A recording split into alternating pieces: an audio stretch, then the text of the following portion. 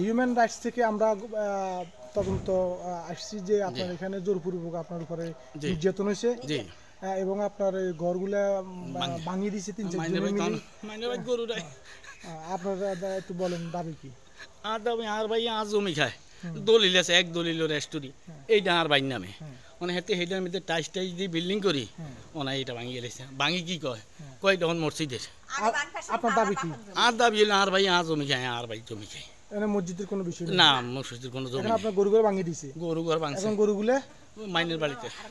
প্রশাসন আশা করি এসাক মোল্লা একজন নিরীহ মানুষ, তার গরুঘরটা ভাঙিয়ে দিয়েছে, আপনারা দেখছেন, দ্রুত ব্যবস্থা নেবেন। এবং এই যে যারা ভাঙছে এদের নাম বলেন। একজন হইল আফসার, একজন কাউসার, একজন কামাল, একজন ইমাম হোসেন। এদের বিষয়ে দ্রুত ব্যবস্থা নেওয়া হবে। প্রকাশিত সংবাদ যেটা প্রচার হয়েছে সেটা সম্পূর্ণ মিথ্যা।